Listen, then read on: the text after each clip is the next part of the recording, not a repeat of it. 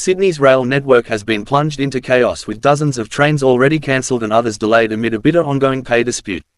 More than 50 trains have been cancelled while more services were delayed as the rail network was thrown into chaos amid an ongoing pay dispute between the Rail, Tram and Bus Union and the New South Wales Government.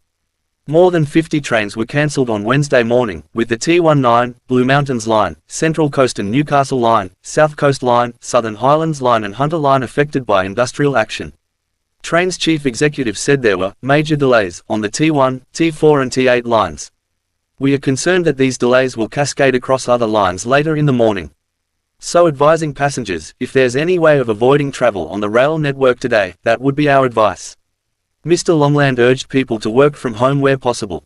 If you're able to work from home, or if you're able to travel on another mode, that would be what I'd be doing today, he said.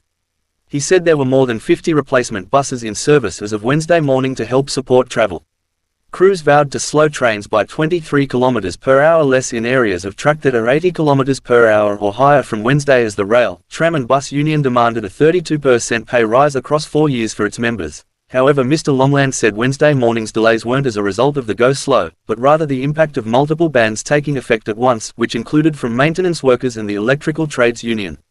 Transport Minister Joe Highlands said the network was being hit with widespread disruptions.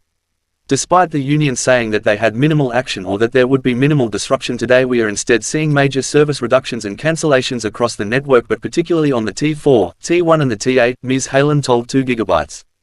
This is the BOA constrictor the union boasts about, that they've actually put on their stickers. It's strangling our train network, and unfortunately it's what we've always warned would happen if you try to run a train network with more than 350 industrial bans in place.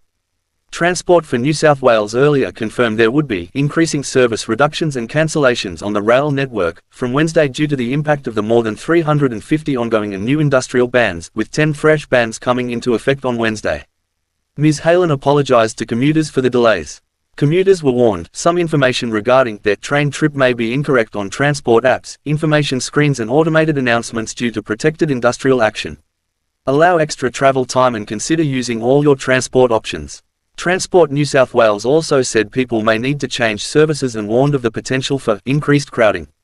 Sydney Trains and New South Wales Trainlink apologised for the disruption and thanked commuters for their understanding as staff work to minimise the impacts of this industrial action. The alert stated, the chaos comes after Transport Minister Joe Highlands on Tuesday revealed the state government was offering a 15% pay rise, including a 1% increase in super, over 4 years in the latest offer to the union. Ms. Highlands said the pay offer, which also includes an additional 1% pay rise from mutual gains bargaining, was made possible due to an agreement to merge Sydney and New South Wales trains over the next 4 years. Workers have had their pay docked as a result of the industrial action, with Ms. Highlands and Mr. Longland earlier defending the decision. What we're talking about here are partial work bans, so staff that do part of their job, but not the other part. Our approach is that we will no longer accept partial work from our staff, Mr. Longland said.